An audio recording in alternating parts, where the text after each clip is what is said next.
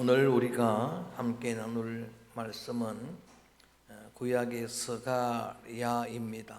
우리 새벽마다 생명의 삶 본문으로 묵상하던 그런 말씀인데, 스가랴 선지자는 12소 선지자 중에 한 사람입니다. 포로 후기, 포로 귀환 후 예언한 3명의 예언자 중에 한 사람입니다. 학개, 스가랴, 말라기. 스가랴라고 하는 이름의 뜻은 자카르야, 히브리 말로 야훼께서 기억하신다라는 뜻입니다. 이름만 보아도 은혜가 됩니다. 야훼께서 기억하시면 어떻게 되는가? 그래서 이 이름이 너무 좋은 이름이어서 성경 안에만 해도 한 20여 번 이름이 나옵니다. 동명이인의 이름이. 이 스가랴서의 배경을 우리 1장 1절로 돌아가서 읽어봅니다. 1장 1절 말씀, 오늘 성경 속에서 하나님 말씀을 은혜를 나누려고 합니다. 한번 같이 읽어봅니다. 시작.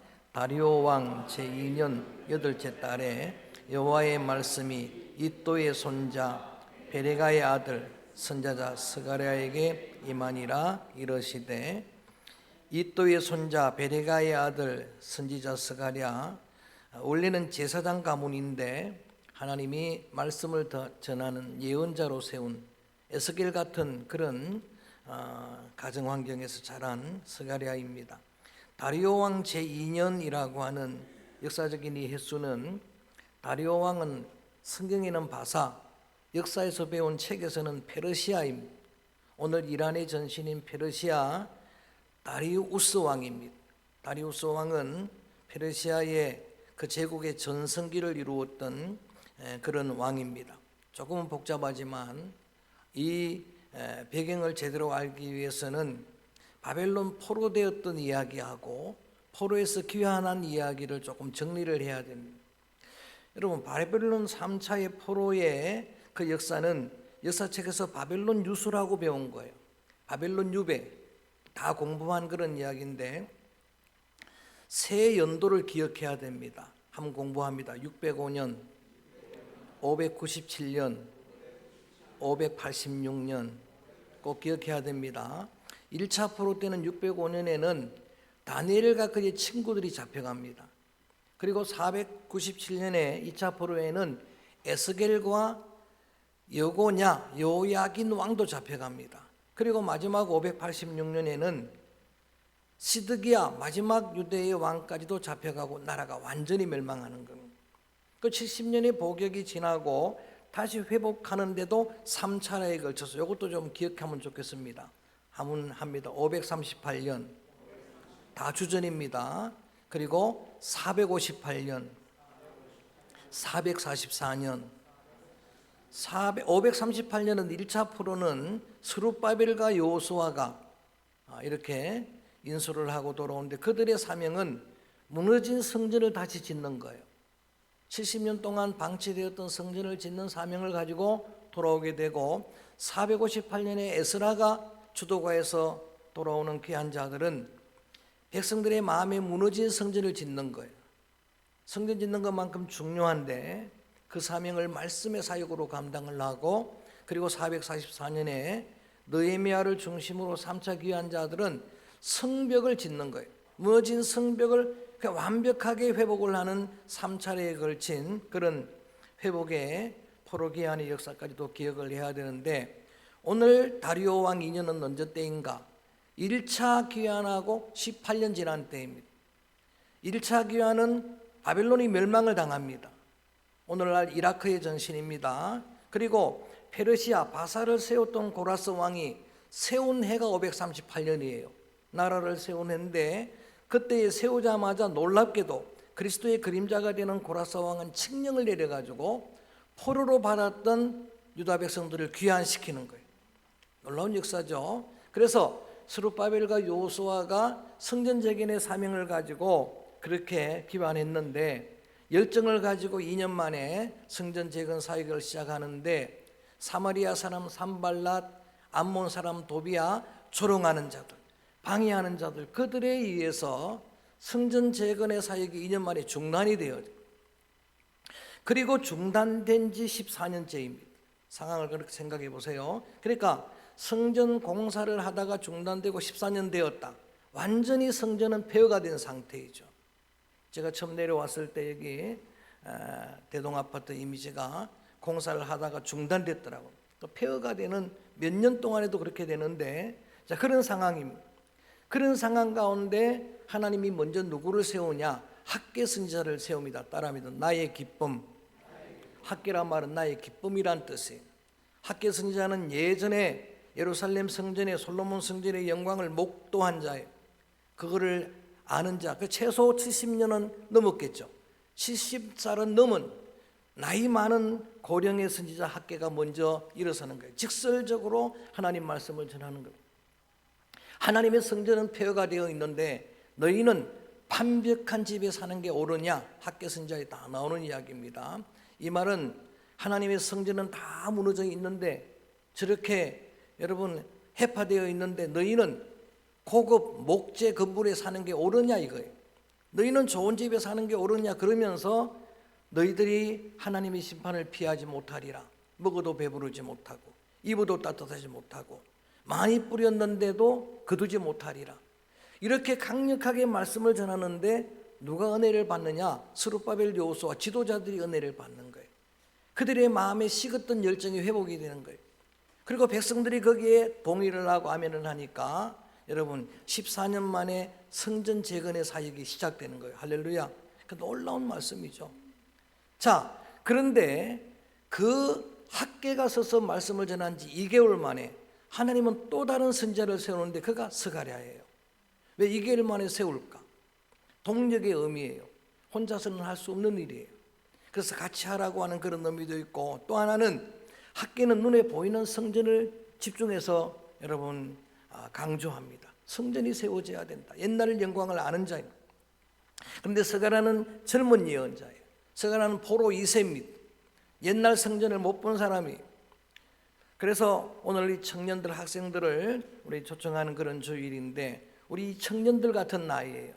20대 30대예요.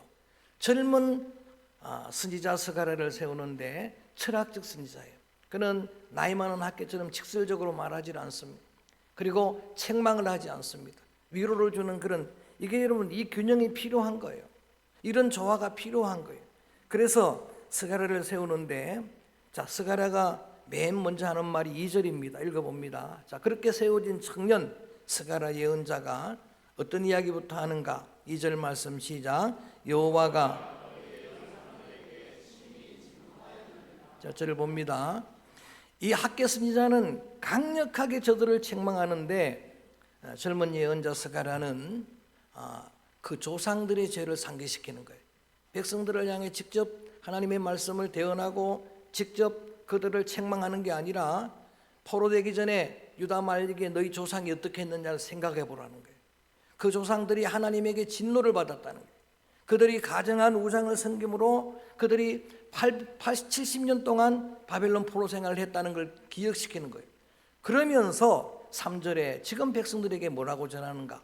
3절 말씀 읽어볼까요? 3절 말씀 시작. 그러므로 너는 그들에게 말하기를 만군의 여호와께서 이처럼 이르시되 너희는 내게로 돌아오라. 만군의 여호와의 말이니라. 그리하면 내가 너희에게로 돌아가리라. 만군의 스가랴가 외치는 하나님의 음성은 따라할까? 여호와께로 돌아오라. 그러면 여호와께서 너희에게 돌아오시리라. 그러면 내가 너희에게 돌아가리라. 만군의 여호와라는 말이 여러분 짧은 소선지서, 제일 긴 선지서이긴 하지만 소선지서 중에서 호세아와 함께 14장이니까 여기에 50번이나 나오는 단어가 만군의 여호와 이름 시리즈 작년에 할 때 야훼 체바오트라고 만군의 여호와만 1시간을 다루었어요. 여러분 만군의 여호와라고 이야기할 때 그 말 그대로 만군사의 주인인 거예요. 그분은 천군 천사의 만군의 주인인 거예요. 그래서 그거를 영어로 번역하기로 올바이티 그랬어요. 그분이 전능하신 분이에요. 절망 중에 있는 백성들을 건져낼 때는 전부 만군의 여호와라고 부르는 거예요. 그 하나님의 말씀을 전하면서 돌아오라고 호소를 하는 거예요. 여러분 백성들 조상들을 지금 다루고 있지만 너희들도 떠나 있다는 이야기 아닙니다.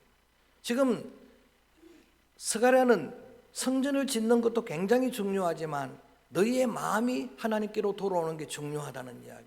왜냐하면 성전을 지금 재건을 사역을 감당하는데 저들의 마음이 무너져 있거든요. 이게 또 중단되는 게 아닌가? 이게 완공될 것인가? 온갖 의심과 불신이 그들 가운데 가득하거든요. 그래서 이 말씀을 전하면서 다시 한번 조상들 그들의 길을 이야기하고 그 길을 걸어가서는 안 된다라고. 우리 한번 4절 말씀 읽어봅니다. 4절 말씀 이렇게 이야기합니다. 시작. 너희 조상들을 본받지 말라. 옛적 선지자들이 그들에게 외쳐 이같이 너희가 악한 길 악한 의 길을 떠나서 돌아오라 하셨다 하나 그들이 듣지 아니하고 내게 귀를 기울이지 아니하였느니라. 여호와의 말. 또다시 조상들 이야기를 하는 겁니다. 70년 전에 유대 말기에 너희 조상들은 옛 선지자들의 말한 하나님의 말씀을 들었다는 이야기. 예레미야겠죠, 이사야겠죠. 그 외에 많은 예언자들이 그들에게 계속 외쳤던 게 뭡니까? 악한 길에서 떠나고 악한 행실에서 떠나고 누구에게로 돌아오라? 여호와께로 돌아오라. 이런 말씀을 들었는데 그들은 그 하나님의 말씀을 듣지도 않고 귀를 기울이지도 않았다는 이야기라. 자, 너희 조상들은 그렇게 했지만 너희는 그 조상들을 절대 본받으면 안 된다. 따라합니다. 여호와께로 돌아오라. 진짜 돌아와야 된다는 거예요. 이 슈브라고 하는, 여러분 돌아오라고 하는 이 히브리어 단어는 너무 중요한 거예요. 구약 성경 전체 핵심이에요. 구약 성경을 한마디로 말하면 야훼께로 돌아오라는 거예요. 주께로 돌아오라는 이야기입니다. 내게로 돌아오라라고 하는 이 슈버는 단순한 뉘우침이나 후회하는 정도가 아니에요. 가룟 유다도 뉘우치긴 했어요. 후회는 했죠. 그건 돌아오지는 않았잖아요. 여러분, 베드로는 다굴 때마다 뉘우치면서 결국은 돌아왔잖아요. 완전한 방향의 전환을 슈브라는 거예요. 여러분, 그 악한 길에서 떠나는 겁니다. 그 악한 행실에서 떠나는 거예요. 마치 탕자가 돼지 지엄 열매를 먹는 돼지 우리에서 떠났던 것처럼, 아버지 집으로 돌아왔던 것처럼, 철로 역정의 주인공 기독도가 장망성을 떠나죠. 이 망할 성을 떠나고 철로를 향했던 것처럼 완전한 유턴임, 이게 돌아오는 건데, 이렇게 돌아오기만 하면은 내가 너희에게로 돌아가리라. 여호와께서 돌아오면 어떤 은혜가 임하는가? 자, 그래서 5절 말씀 보면 이런 이야기를 합니다. 여러분 5절 읽어볼까요? 시작. 너희 조상들이 어디 있느냐? 또 선지자들이. 이 말은 무슨 말인가 하면은 사람은 영원히 살지를 못하는 거예요. 이스라엘 백성들도 다 죽었습니다. 그리고 선지자들도 예레미야도 이사야도 다 죽었어요. 그런데 그들이 들었던 말씀은 영원한 거예요. 그들이 전했던 말씀은 영원하다는 거예요. 이사야 말씀처럼 푸른 마르고 꽃은 시드나. 따라합니다. 주의 말씀은 영원하리라. 믿습니까? 우리는 지나가고 여러분은 지나가도 말씀은 영원한 거예요. 그래서 6절 말씀 제가 읽으라는 데까지만 읽습니다. 다 읽지 않고 읽어볼까요? 시작. 내가 나의 종 선지자들에게 명령한 내 말과 내 법도들이 어찌 너희 조상들에게. 여기까지만 읽습니다. 여러분, 주님의 말씀은 1.1획도 어김없이 이루어진다는 이야기. 이건 무슨 말인가 하면은 70년 전에 예레미야가 이야기했던 것처럼 포로되지 않았느냐, 또 예레미야가 다시 희망을 준 것처럼 포로에서 회복되지 않았느냐. 말씀은 신실한 거예요. 말씀대로 이루어질 줄로 믿습니다. 그 말씀으로 다시 돌아오라고 하는 이야기. 그러면 내가 너희에게로 돌아가겠다. 그리고 이제 앞으로 특별주일 외에는 스가랴 말씀을 계속 강의를 할 텐데, 이 스가랴가 보는 8가지 환상을 기록하고 있는 거예요. 스가랴서는 그런 거예요. 그래서 내용이 좀 깁니다. 그리고 어려워요.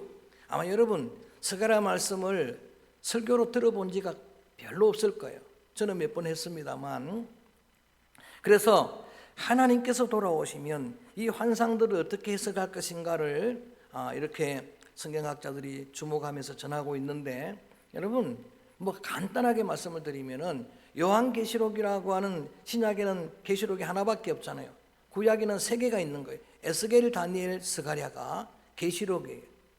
레블레이션, 묵시신학이에요. 묵시록입니다. 이거는 환상을 통해서 그 환상이 당시에 이 말씀을 받는 그 성전을 지금 재건하고 있는 백성들에게 엄청난 비전을 주는 겁니다. 절망 중에 있는 자들에게 희망의 빛을 비추는 게 환상이에요. 계시는 그런 겁니다. 자, 말씀드렸듯이 다리오 왕, 다리오스 왕이 여러분 2년째에 그 바벨론 또 페르시아 제국은 전성기를 우리 에스더서에 보면은 128도라고 나와요. 128도라는 게 경상도, 전라도 이런 게 아니고 나라가 128개가 모여서 제국을 이룬 거예요. 오늘의 이란의 전신인데 엄청난 제국이죠. 그런 제국, 세계를 지배하던 그런 제국인데 포로에서 돌아왔지만 지금 유대 상황은 절망적입니다. 포로에서 70년 만에 해방은 되긴 했는데 나라가 혼란스럽고 적대 세력들이 많고 그리고 백성들은 좀 절망하고 있고 성전은 14년 동안 방치되어 있고 이런 절망에 이 희망의 빛을 비추는데 이게 그들에게 비전이 되었다라고. 우리나라 36년 만에 광복되었을 때 광복의 기쁨은 잠깐이었고 얼마나 혼돈됐습니까? 사상적으로 얼마나 여러분 대혼란을 그 이후로 전쟁 뭐 이런 혼란을 다 겪었지 않습니까? 똑같은 거예요.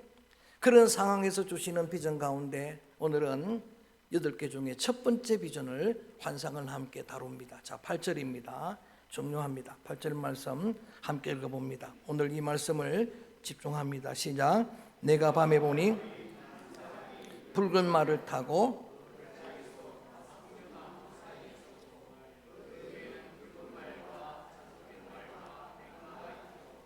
첫 번째 환상부터 좀 어렵습니다.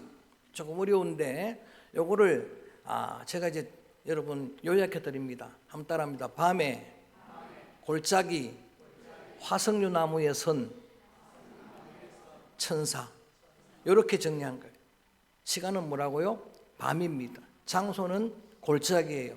화석류 나무는 화석류 나무 사진 한번 띄워볼까요? 뭐 좀 희미하긴 하지만 여기 화석류 나무예요. 이스라엘의 골짜기에 주로 자생하는 아주 흔한 나무예요. 느헤미야 8장 15절에 보면 이 나무는 초막을 지을 때 위에 지붕을 덮는 거예요. 중요한 목재가 아닙니다. 그냥 지붕 덮는 거예요. 감람 잎사귀 하고 지붕을 덮는데 이 세 가지는 전부 이스라엘 백성의 지금의 현재의 모습을 보여주는 거예요. 절망의 상황을 보여주는 거예요. 밤이라고 하는 것도 시간의 밤이 아닙니다. 환경이 밤과 같은 거예요. 밤은 어둠의 시간이잖아요. 두려운 시간이잖아요.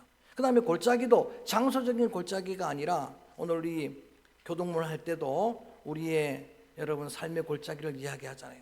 그런 절망의 캐년, 절망의 골짜기. 그리고 하석두나무는 히브리 말로 하다사라는 거예요. 이 하다사가 뭔가 하면은 에스더의 유대식 이름입니다. 에스더가 이름이 원래 이름이 뭐냐? 하다사예요. 그래서 화석류 나무로 꽃이 피니까 좀 꽃은 잘 안 나와 있지만 그래서 은매화 나무라고도 다른 성경이 번역해요. 그런 나무인데 향기도 있다 그러고 꽃도.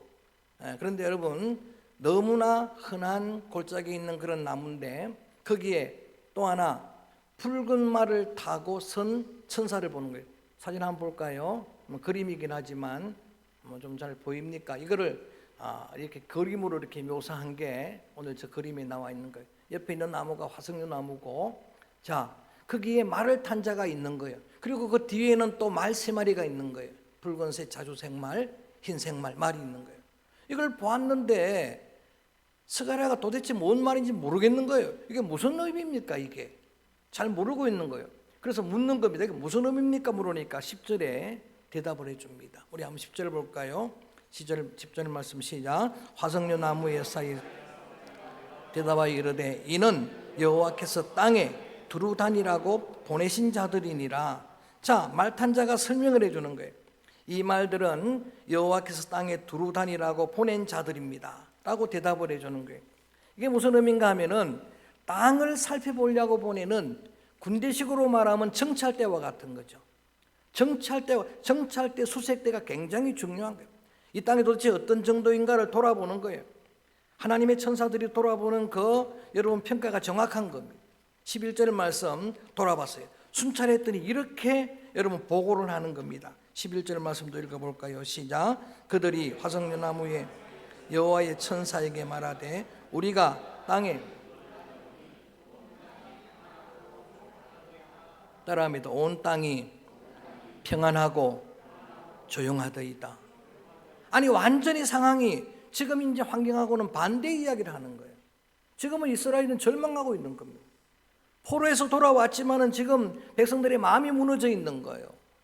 하나님을 향한 믿음이 다 무너진 거예요. 의심이 가득합니다. 그런데 하나님의 평가는 완전히 반대 이야기. 그 예루살렘 땅은 평안할 것이다. 할렐루야. 사람의 생각과 하나님의 생각이 다른 거예요. 내가 볼 때는 절망입니다 그러는데 하나님은 희망이라는 거예요. 내가 볼 때는 끝났다 그러는데 하나님은 시작이라는 거예요. 할렐루야. 이거를 말씀해 주는 겁니다. 이게 정확한 거예요. 그랬더니 이번에는 다 뒤에 읽지는 않습니다만 다 내용을 제가 오늘 수십 번 읽은 거예요. 읽어보고 말씀을 전하는 거니까 맞는 겁니다. 그러니까 화석연화무에 선 천사가 오히려 하나님께 따지고 묻는 겁니다. 아니 그런데 왜 이 백성들은 지금 이렇게 고통을 당하고 있습니까? 그런데 왜 이 백성을 70년 동안 하나님이 긍휼히 여기지 않았습니까? 왜 그렇게 폐허되도록 만들었습니까?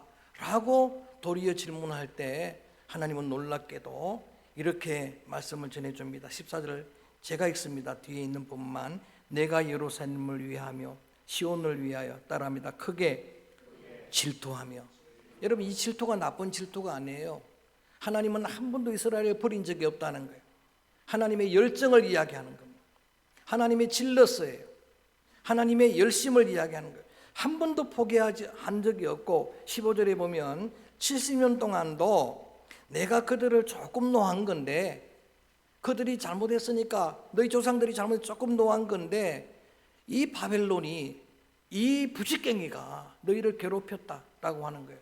근데 해방이 되었으니까 너희들이 돌아왔으니까 너희만 돌아온 게 아니고 내가 돌아왔다는 이야기입니다. 할렐루야. 내가 돌아왔다는 이야기예요. 그래서 그 여러분 대답이 우리 한번 13절 봅니다. 이렇게 나옵니다. 그래서 이렇게 의문을 갖는 천사에게 13절 읽어볼까 시작. 여호와께서 내게 말은 선한 말씀, 위로하는 말씀으로. 할렐루야. 학계처럼 그런 말씀을 전하는 게 아니라 스가랴는 정말 위로가 되는 말씀, 선한 말씀을 저들에게 전하고 있는 겁니다. 자, 이런 말씀을 전하면서 오늘은 본문을 한 절만 읽었어요. 16절 읽었습니다. 이 말씀을 붙들려고 하는 겁니다. 이 말씀을 우리가 꼭 붙들었으면 좋겠는데 한번 크게 읽어봅니다. 16절 말씀 시작. 그러므로 이처럼 말하노라. 내가 불쌍히 여김으로 예루살렘에 돌아왔은즉 내 집이 그 가운데 건축되리니 예루살렘 위에 먹줄이 처지리라. 만군의 여호와의 말이니라. 따라합니다. 먹줄이 처지리라. 오늘 제목을 그래서 먹줄이 처지리라고 전했어요. 이게 무슨 말인지 잘 몰랐죠. 여러분 이 의미가 무슨 말인가 하면은 이스라엘 백성들만 포로에서 돌아온 게 아니라 예루살렘에는 지금 여호와 하나님께서 돌아오신 거예요. 하나님께서 돌아오니까 반드시 성전은 건축될 것이다.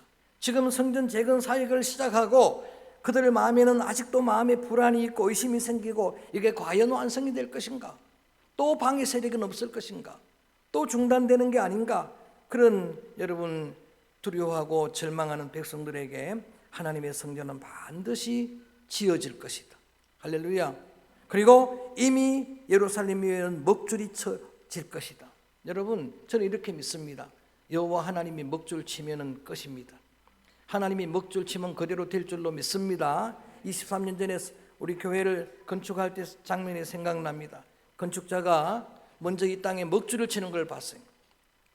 먹줄이 쳐지면은 거기에 교회가 설계도대로 세워지는 거예요. 그래서 아직 지금 완공된 것도 아닌데 이 비전을 보여주는 겁니다. 여호와께서 돌아오면 화석류나무 사이에 그 절망의 밤에 그 골짜기에 하나님께서 거기 서시면은 회복의 은혜는 임하게 될 것이다.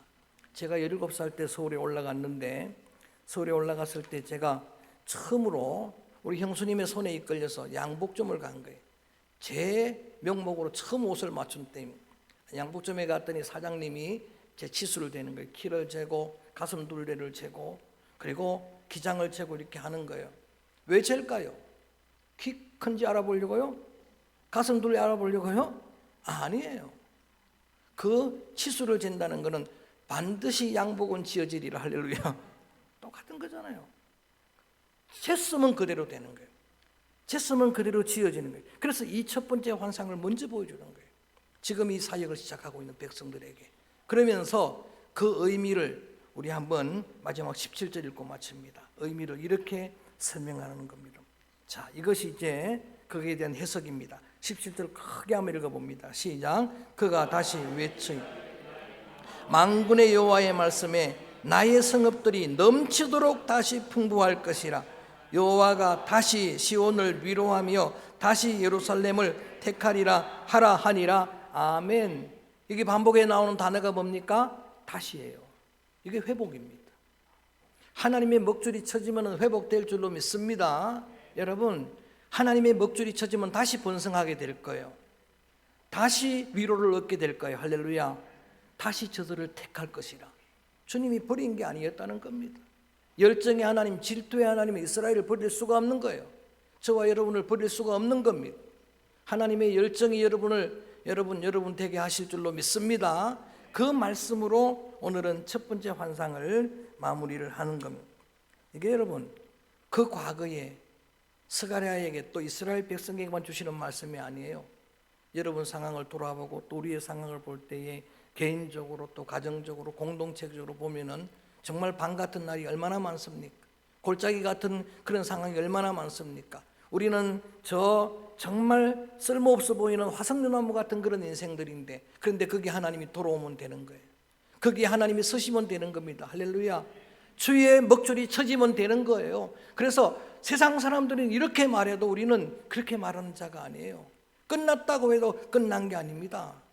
주님이 하시면 새롭게 시작될 줄로 믿습니다. 주님이 하시면 새로운 부흥을, 저는 여러분의 가정은, 우리 교회는, 우리 한국교회는, 이 민족은 다시 경험하게 될 줄로 믿습니다. 그래서 이 말씀을 오늘 내게 주시는 말씀으로 붙들어야 한다는 이야기. 개인적으로, 공동체적으로, 나라와 민족, 이런 오늘 기도자가 기도했던 것처럼 이런 상황 가운데서도 우리는 꿈을 포기하지 않는 겁니다. 그래서 오늘 이 찬양을 드립니다. 전부 은혜로 되어지니까, 은혜 아니면은 우리는 살아갈 수가 없지만 은혜가 임하면 됩니다. 먹줄은 이미 쳐져 있습니다. 찬양합니다. 어둠 속 헤매던 절망의 밤에서도 우리는 더 이상 절망하지 않습니다. 더 이상 방황하지 않습니다. 믿음 가지고 이 찬양을 부릅니다. 간절한 마음으로 찬양합니다.